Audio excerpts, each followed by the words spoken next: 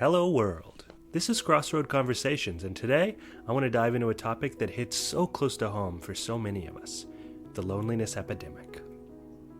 Today, 60% of Americans report that they feel lonely on a pretty regular basis. So many of us know what it feels like to be lonely. But what is loneliness? It turns out our brains are hardwired for connection. When we feel lonely, the brain responds by activating the same neural pathways associated with physical pain. It's like a built-in alarm system, signaling that something just isn't quite right. On a deeper level, loneliness can trigger the release of stress hormones, contributing to a state of chronic stress that over time may affect our overall health. From an evolutionary standpoint, this response makes sense. Our ancestors relied on social bonds to survive. So when you feel that pang of loneliness, that sweet, sweet twinge, it's not just in your head. It's a biological signal urging you to seek connection and support. Understanding this can help us approach loneliness with compassion and a proactive mindset. The U.S. Department of Health and Human Services notes that young people have 70% less social interaction with their friends than young people did only a few decades ago. And yet we don't see the cultural zeitgeist frame the host of issues in our society as symptoms of loneliness. Depression and anxiety are on the rise. The average age of Americans is dropping for the first time in centuries. There are also more immediately alarming issues, such as the rise in gun violence and hate crimes against many groups across the U.S. At their core, these issues all point to a deep rift of loneliness that's ravaging our culture, leading to hopeless people that are making decisions they would never make if they had a strong support system around them. Evidence suggests that feelings of social isolation have increased over the years. Various studies and surveys conducted have reported higher levels of social isolation in Americans. 8% of Americans today, nearly 1 in 10, report that they have 0 close friends. Our communities are evolving faster than we've been able to keep up. Social media sometimes leaves us with only surface-level connections and no one to rely on when we're struggling. Deep, meaningful connections are essential in assuring our good mental health. Speaking of mental health, it seems to be the black hole of this loneliness epidemic. Loneliness isn't just a fleeting emotion, it's deeply intertwined with our mental well-being. When we feel isolated, our brains react, often triggering stress responses that over time can contribute to mental health challenges such as anxiety and depression. Conversely, those grappling with mental health issues may find it challenging to connect with others, leading to a cycle of isolation. It's a symbiotic relationship where loneliness can exacerbate mental health struggles and mental health challenges can intensify feelings of loneliness. Recognizing this intersection is pivotal.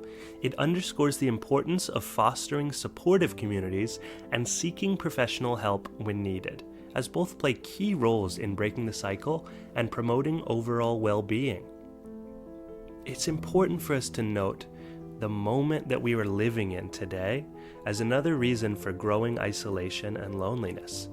It's impossible to understate how hostile, violent, and unstable our political climate has become over the last decade.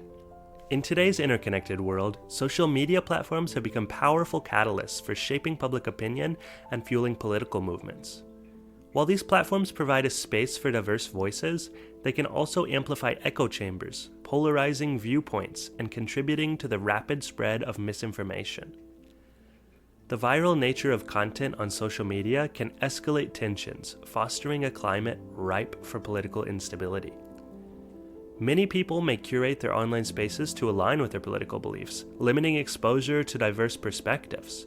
This can lead to a sense of isolation from those with differing views and help contribute to the feelings of loneliness that many are feeling. The increasing polarization in political ideologies has also led to a divided society.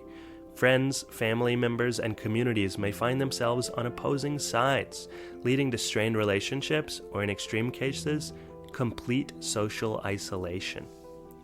All this is to say, continuous exposure to negative political discourse and divisive rhetoric can take a toll on our mental health and the stress and anxiety associated with political events can contribute to a sense of isolation, as individuals may find it challenging to relate their struggles with others.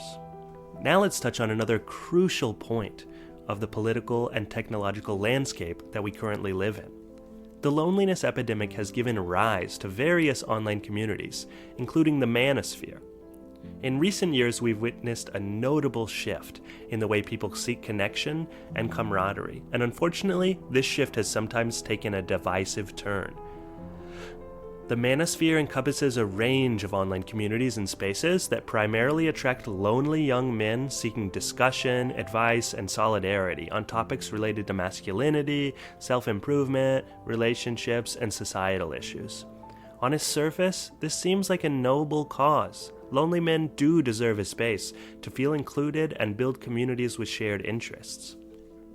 Unfortunately, the manosphere has instead preyed upon lonely young men and pushed hateful and violent rhetoric on them, such as toxic masculinity, misogyny, and outright hostility towards women and minorities. The intersection of loneliness and identity plays a significant role in the appeal of the manosphere. Individuals experiencing loneliness may be drawn to these communities as a means of finding and understanding themselves and their sense of purpose. The anonymity of online platforms seems to amplify these extreme views, contributing to the breadth of this vitriol spreading across the web. I'll admit, there have been times in my life when I've felt incredibly isolated. I was disconnected from my family. I doom-scrolled until my thumbs bled. My negative thoughts led me to believe that all of my friends must just be putting up with me until they had an excuse to drop me. These days, the feelings are much less common as I've built a really strong set of relationships with my family, friends from a variety of different backgrounds and contexts, and done what I can to become a part of the community around me. I think that if we make deliberate decisions and make a concerted effort to bridge the gap between loneliness and community, that we can begin to heal some of our larger societal faults. Let's talk about the art of fostering meaningful connections. In a world that's more digitally connected than ever, the quest for genuine, deep connections is essential. It starts with self-awareness, understanding what truly matters to us. Actively engaging in shared interests, whether online or in person, can lead to the discovery of like-minded individuals and communities that resonate with our passions. Building meaningful connections also involves being present, actively listening, and expressing genuine interest in others. Remember, it's not just about the quantity of connections, but the quality, nurturing those bonds that uplift, inspire, and make us feel truly seen and heard. So whether you're joining a club, attending local events, or cultivating connections online, the journey of fostering meaningful connections is a powerful one that enriches our lives in ways we may never have imagined. These same tenets can also be used to strengthen existing relationships. In the hustle of modern life, it's easy to overlook the profound impact our family connections have on our well-being. Whether near or far, taking intentional steps to nurture family relationships can be a source of tremendous support.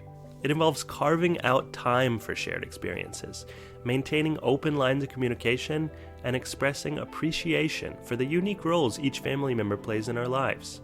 In times of joy or challenge, our families often stand as the bedrock of support, providing a sense of belonging and unconditional love.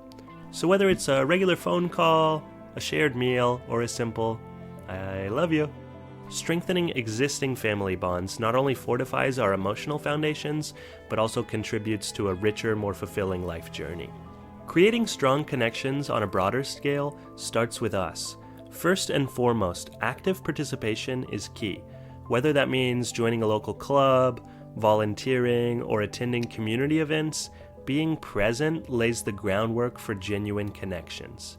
Next, make sure to foster inclusivity. Strive to create spaces where everyone feels welcome and valued. Communication is the glue that binds communities, so encourage open dialogue and active listening. Lastly, don't underestimate the power of shared goals. Whether it's a neighborhood cleanup or a charity drive, working towards a common purpose strengthens community bonds. Now, this isn't just an individual battle.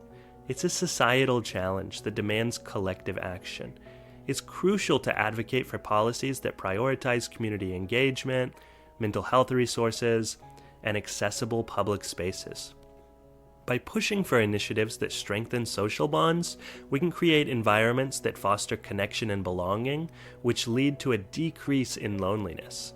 This might look like getting involved in your local political scene and supporting local politicians who push for parks and rec funding. We all want, and I think need, third spaces where we can meet our community, spend time with our families, and reconnect with nature around us. In this exploration of the loneliness epidemic, we've uncovered not just the emotional toll, but the biological and societal dimensions of this pervasive issue. Loneliness is not a mere abstraction. It's a biological signal urging us to seek connection and support. The negative effects of loneliness are profound, influencing mental health and contributing to societal challenges. It's evident that the rise of the manosphere is born from loneliness, where they prey on vulnerable individuals and amplify hateful ideologies. Yet, amidst the challenges, with personal reflection we can foster meaningful connections and strengthen existing relationships as antidotes to loneliness. The key lies in community and societal solutions. The call here is clear. By bridging the gap between loneliness and community, we can help heal societal faults, nurture connections, and build a more compassionate and connection world for everyone. If you're still here at the conclusion, I just want to thank you all so much for being here. This is our first video on this channel. We'll be making more about topics that are meaningful to us, that we feel like can have a positive impact on the communities around us. We're also planning on doing interviews with folks from my community to try and build personal connections that I feel I wouldn't be able to make without putting this channel together. So it's really exciting, and I'm looking forward to that. We'd certainly love to have you join what hopefully becomes a fantastic community by subscribing to the channel. Finally, for anyone that this video resonated with, remember, you're not alone in this. I hope that you're able to take at least one piece of information out of this video and make that first step into healing our societal loneliness epidemic. Thanks for crossing the road and having this conversation with me today. Let's continue it down in the comments and in the next video. See you there.